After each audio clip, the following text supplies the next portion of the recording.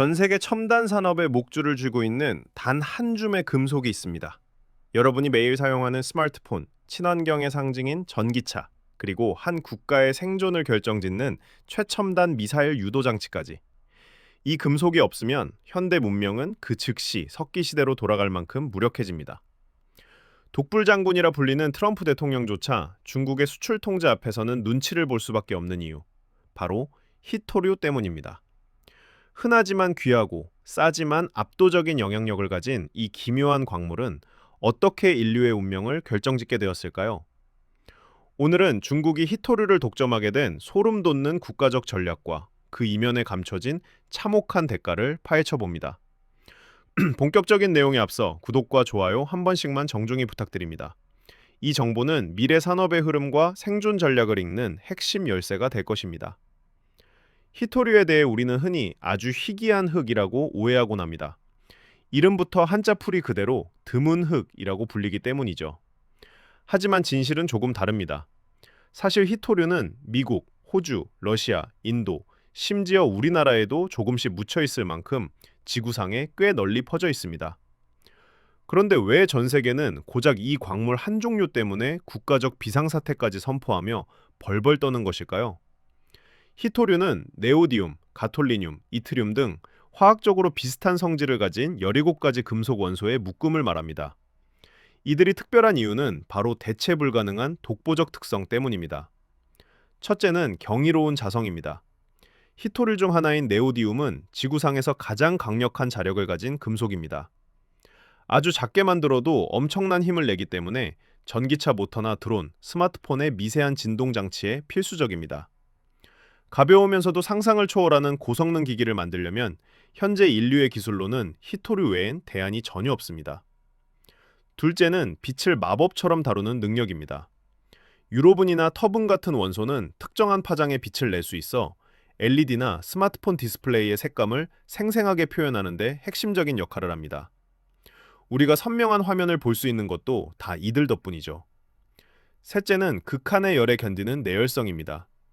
고온에서도 제 역할을 다하는 성질 덕분에 우주선 엔진이나 미사일의 정밀 유도 장치, 고성능 반도체 공정에 꼭 필요합니다. 그래서 희토류는 소량이지만 없으면 문명이라는 몸 전체가 마비되는 현대 산업의 비타민이라고 불립니다.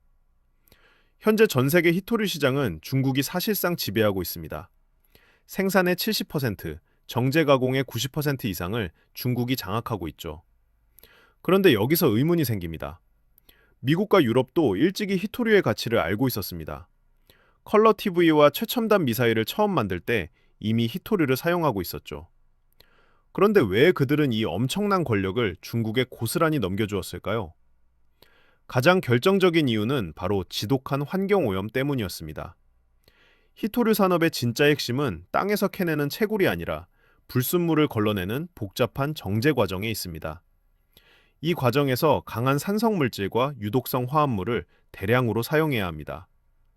특히 희토류 광석에는 토륨 같은 방사성 원소가 섞여 있어 이를 분리하는 과정에서 대량의 방사능 폐수와 치명적인 유독가스가 발생합니다. 통계에 따르면 희토류 1톤을 정제할 때마다 무려 2,000톤의 폐수가 나온다고 합니다. 환경 규제가 매우 까다로운 서구 선진국들은 이 더럽고 위험한 과정을 감당하기보다 시민들의 눈치를 보지 않아도 되는 제3국에 이 일을 떠넘기기로 선택했습니다. 우리는 깨끗하고 우아한 기술만 만들고 위험하고 지저분한 일은 남에게 맡기자는 이 안일한 경제 논리가 결국 중국이라는 거대 괴물을 키우는 발단이 되었습니다. 선진국들이 환경 정의를 부르짖는 동안 희토류의 주도권은 조용히 국경을 넘어가고 있었습니다. 서방 국가들이 환경 문제와 비용 부담으로 희토류에서 손을 떼던 시기, 이 광물의 전략적 가치를 무섭게 꿰뚫어 본 지도자가 있었습니다. 바로 중국의 덩샤오핑입니다. 1980년대 초 문화 대혁명의 여파로 무너진 경제를 살리기 위해 고민하던 그는 과학자 슈강의 조언을 받아들여 희토류를 국가 명운을 건 전략산업으로 지정합니다. 그는 1992년 남순 강화 당시 중동에는 석유가 있고 중국에는 희토류가 있다는 전설적인 말을 남겼습니다. 이는 미래 산업의 에너지를 중국이 통제하겠다는 선포였습니다. 이후 중국은 국가의 모든 자원을 쏟아부었습니다. 대학의 희토류 전문학과를 신설해 수만 명의 인재를 키웠고 국영 기업을 중심으로 영세 광산들을 강제로 통폐합하며 채굴부터 정제까지 전 과정을 국가가 철저히 통제했습니다. 무엇보다 무서웠던 것은 그들의 영악한 가격 전쟁이었습니다. 중국은 낮은 인건비와 사실상 전무했던 환경 규제를 무기 삼아 히토리를 시장가보다 훨씬 싸게 전 세계에 뿌렸습니다. 이는 다른 국가들이 히토리를 생산할 엄두조차 내지 못하게 말려 죽이려는 고도의 덤핑 전략이었습니다. 실제로 이 전략은 대성공을 거두어 미국의 자존심이었던 거대 광산 마운틴 패스조차 파산을 선언하고 문을 닫게 만들었습니다. 30년의 치밀한 기다림 끝에 중국은 마침내 전 세계 첨단 산업의 목줄을 쥔 자원 포식자가 되었습니다. 중국이 독점의 힘을 무기로 휘두르기 시작한 것은 2009년이었습니다. 경쟁국들이 대부분 사라졌다고 판단한 순간 중국은 느닷없이 자원 보존과 환경 보호를 명목으로 수출 코타제를 발표했습니다. 공급량을 무려 35%나 줄이자 세계 시장은 즉각 대혼란에 빠졌고 가격은 하룻밤새 수십 배로 폭등했습니다. 이것은 예고편에 불과했습니다. 2010년 센카쿠 열도 분쟁 당시 중국은 일본에 대한 히토리 수출을 전면 중단하는 초강수를 둡니다. 일본 자동차 산업과 전자산업의 심장이 멈출 위기에 처하자 결국 일본 정부는 외교적 자존심을 굽히고 중국의 요구를 들어주며 두 손을 들 수밖에 없었습니다. 전 세계가 자원의 독점이 얼마나 무서운지 깨달은 공포의 순간이었습니다. 2019년 미중 무역 전쟁에서도 중국은 똑같은 카드를 꺼내들었습니다. 강력한 관세로 압박하던 트럼프 전 대통령조차 히토류 수출 제한 검토 소식에 일부 양보안을 내놓아야 했던 배경에는 바로 이 한 줌의 금속이 있었습니다. 이제 히토류는 단순한 산업자재가 아닙니다. 상대를 압박하고 국제 질서를 뒤흔드는 중국의 가장 강력하고도 은밀한 비대칭 무기가 되었습니다. 뒤늦게 위기를 감지한 서방 세계는 이제 탈중국을 위한 독립전쟁에 박차를 가하고 있습니다. 하지만 30년 동안 쌓아온 중국의 벽을 넘는 것은 결코 쉽지 않습니다. 현재 각국은 생존을 위해 세 가지 방향으로 처절하게 대응하고 있습니다. 첫째는 공급망 다변화입니다. 호주와 브라질은 생산 라인을 풀가동하고 있으며 미국은 동남아시아와 아프리카 광산에 천문학적인 자금을 쏟아붓고 있습니다. 둘째는 도시광산 전략입니다. 수명을 다한 폐 스마트폰이나 노트북에서 히토류를 다시 추출하는 정밀 재활용 기술에 사활을 걸고 있습니다. 셋째는 가장 중요한 정제 기술의 자립입니다. 광산은 찾아내면 그만이지만 중국이 90% 이상 점유한 고순도 정제 노하우를 단기간에 따라잡기는 매우 어렵기 때문입니다. 우리나라를 포함한 기술 강국들은 중국의 의존도를 0%로 만들기 위해 히토류를 아예 쓰지 않는 대체 모터 개발과 정제 기술 국산화에 힘을 쏟고 있습니다. 하지만 광산 하나를 개발하는데 10년 이상의 시간이 걸리고 중국은 이미 다음 세대 기술을 준비하고 있습니다.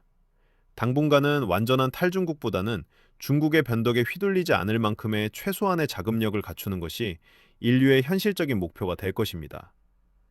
중국이 히토류 시장을 제패할 수 있었던 진짜 비결은 찬란한 과학기술 때문만이 아닙니다. 그 화려한 승리 이면에는 인류사적으로 유례를 찾기 힘든 참혹한 희생이 숨겨져 있습니다. 중국 내몽골의 바오터우라는 도시는 전 세계 히토류 공급의 절반 가까이를 책임지는 히토류의 수도입니다. 하지만 이곳 외곽에는 서울 여의도 면적의 6배가 넘는 거대한 검은 호수가 죽음의 입을 벌리고 있습니다. 이 호수는 히토류를 씻어내고 남은 방사성 폐기물과 치명적인 독성 화합물이 고여있는 인공 거대 늪입니다. 여기서 뿜어져 나오는 유독가스는 온 도시를 먼지처럼 뒤덮고 있으며 인근 마을 주민들은 10명 중 2명꼴로 암에 걸리고 기형아 출산과 생식 기능 이상으로 고통받고 있습니다. 땅은 썩어 농사를 지을 수 없고 지하수는 동물이 되어 흐릅니다. 중국 정부는 이 비극을 철저히 은폐하기 위해 언론과 환경단체의 접근을 군사작전처럼 차단하고 있습니다. 서구의 민주주의 체제라면 상상도 할 수 없었을 이 비인간적인 환경 파괴와 인권 유린이 역설적으로 중국을 세계 유일의 히토류 지배국가로 만들었습니다. 우리가 사용하는 최신형 스마트폰의 매끄러운 바디와 전기차의 정숙함 뒤에는 이름 모를 바오토우 주민들의 처참한 목숨값이 담겨있는 셈입니다. 우리가 누리는 첨단의 편리함은 누군가의 처절한 희생 위에 세워진 사상누각일지도 모릅니다. 결국 오늘날의 히토류 패권은 중국 혼자 만든 것이 아닙니다. 더럽고 위험한 공정은 남의 집 앞마당에 밀어넣고 자신들은 값싸고 질 좋은 첨단 제품만 누리려 했던 전 세계의 묵인과 이기심이 만들어낸 공동의 결과물입니다. 중국이 안정적으로 희토류를 공급해주는 동안 세계는 그 이면의 피눈물을 굳이 보려 하지 않았습니다. 이제 첨단 산업의 달콤한 열매를 맛본 이상 그 누구도 이 치열한 자원 전쟁에서 발을 뺄 수 없습니다. 앞으로 펼쳐질 이 전쟁의 끝에 우리가 손에 쥐게 될 것이 고도화된 기술 문명의 영광일지 아니면 지구 전체를 덮을 또 하나의 참혹한 검은 호수일지는 아직 아무도 모릅니다.